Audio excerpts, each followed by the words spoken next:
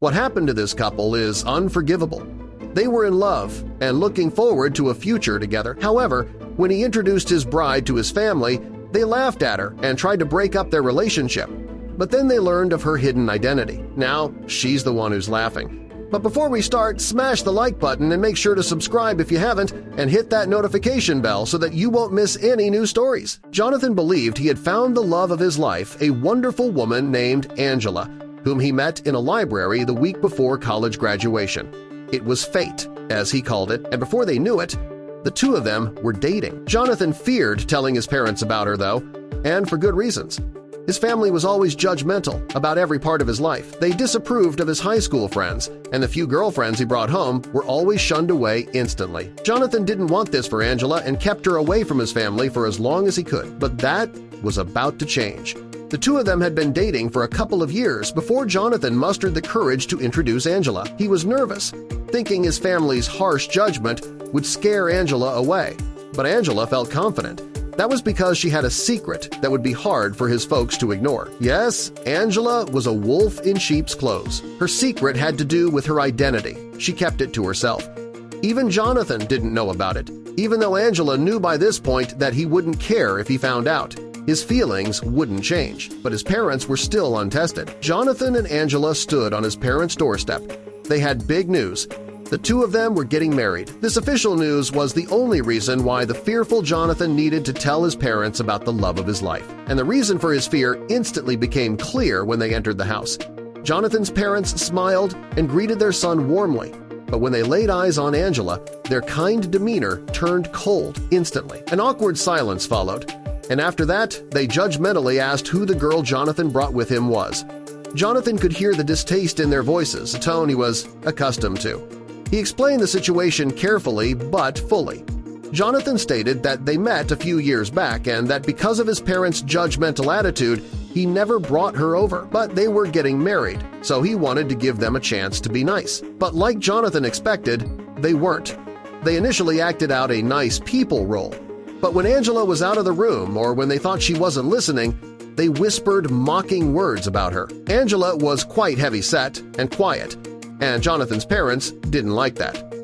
"She's fat and mute. That's not right for our baby boy," Jonathan's mother mumbled. Jonathan's parents completely excluded Angela from conversations during dinner and treated the poor woman like an outsider. But despite his family's coldness, Jonathan's love remained strong. He held Angela's hand underneath the dinner table and fondly looked at his lovely wife-to-be. "This will be over soon," he said with his eyes. After dinner was over, Jonathan couldn't wait to get out of there as fast as possible. He presented his parents with the wedding date and said they were welcome to come. But even though Jonathan and Angela remained friendly, Jonathan's mother couldn't help herself from making one final remark before they left. She shook Angela's hand and hugged her son. But while she did, she also whispered something in Jonathan's ear. "We don't accept her, and she will never be right for you. Don't let that woman come between your family's love." Jonathan felt a tear roll down his cheek while his mother spoke those words. Jonathan and Angela did not visit his parents' house between that day and the wedding, but his mother and father did reach out multiple times, not to wish them luck but to make desperate attempts to break up the engagement. They must have left over 100 voicemails in the months that followed. "Don't do this, son. She must weigh over 300 pounds. Can she even have children? And what about her parents? I bet she comes from bad blood." These words stung like hot needles. And the worst part was that they didn't care that Angela could also hear them when listening to the answering machine. But they soldiered on to their much-awaited wedding day. Angela brushed the words off as if they didn't even faze her. It was like she was wearing tough armor that shielded her from all evil. And in a way, that was the case, because she knew her true identity would shut all haters up instantly. As Jonathan distanced himself from his family more and more, his family, on the other hand, tried to do the opposite. They started digging into Angela's past, trying to find out more about her. Not because they wanted to know her, but because they wanted to find dirt they could use against her. She never talked about her family, not even when we asked about them during dinner. She cleverly avoided every question. Jonathan's mother said to her husband as they searched the internet, and the foul woman was not wrong about that. If Angela had revealed who her family was, everyone would have looked at her differently. During their research, Jonathan's parents discovered a few strange things about their future daughter-in-law. Her life online was almost non-existent. She didn't have a social media page like most people in the world did. Yet when they reverse image searched a picture Jonathan gave them as a gesture, they did find some weird results. Google recognized her face and returned numerous images taken in exotic locations with seemingly important individuals. But every link led to a deactivated or removed site.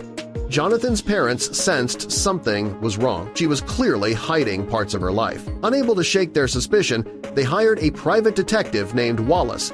With years of experience in background checks, Wallace found Angela unusually hard to track.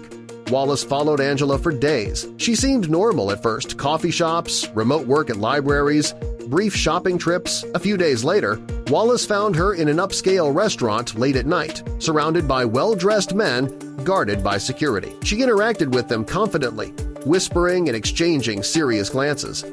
Wallace shared the photos with Jonathan's parents. Shocked, they feared she might be involved in something criminal. "We have to stop this wedding," his mother muttered. He reached out to contacts in government agencies. Days later, a chilling response came from one of them. "Drop the case. You don't want to mess with people like this." A week later, Wallace saw Angela enter a government building with no ID check. The guard simply nodded her in. No ordinary citizen would get that treatment. That night, Jonathan's parents called him, urging him to rethink the marriage. Jonathan stood firm. "I love her. If you can't accept that, don't come to the wedding." The wedding was approaching quickly, and Jonathan's parents were running out of time. Though Jonathan had chosen to proceed without their blessing, they were still invited. They decided to use that to their advantage. If he wouldn't walk away on his own, they'd give him a reason to. Morning came quickly. The venue was buzzing with excitement. Everyone was smiling, including Jonathan's parents, though for very different reasons. They had stayed up all night crafting a plan that would change everything. They arrived early to set up. Jonathan greeted them kindly, still in casual clothes. They slipped away to a quiet corner. "We have to act before the ceremony begins," she whispered. Jonathan's father nodded.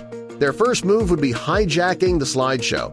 The slideshow was meant to showcase sweet memories of the couple, but the parents had another version ready, one packed with evidence from Wallace's investigation. Guests were beginning to arrive, and Jonathan was busy greeting them, leaving his parents free to move unnoticed. Jonathan's mother approached the wedding coordinator. "We had some last-minute changes to the slideshow," she said sweetly, offering a USB drive. The overwhelmed coordinator nodded and added it to the stack, unaware of the switch. She returned to her husband. "Everything is in place," she whispered.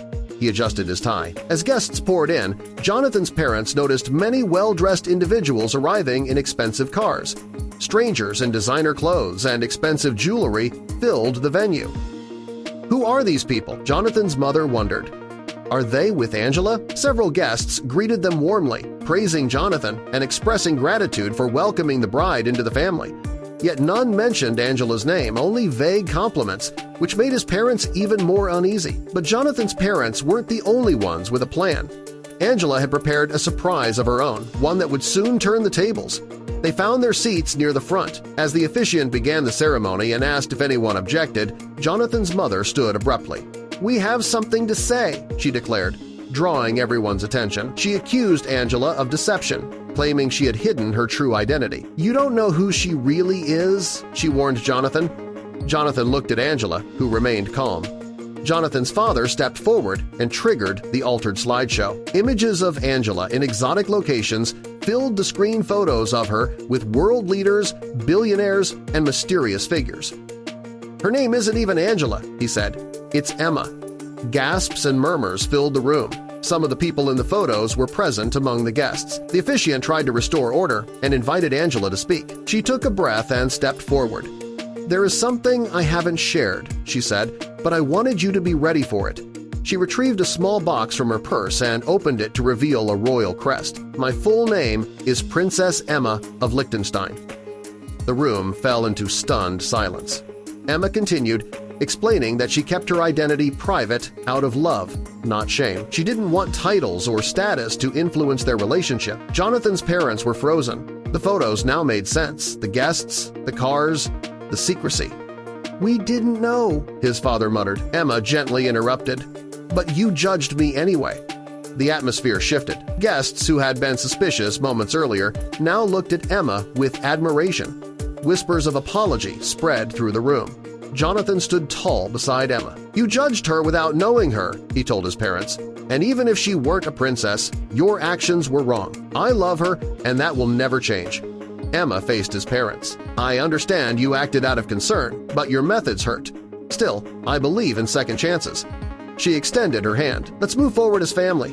Jonathan's mother broke down, her tears genuine this time. "We're so sorry," she whispered, taking Emma's hand. "We should have trusted Jonathan's judgment."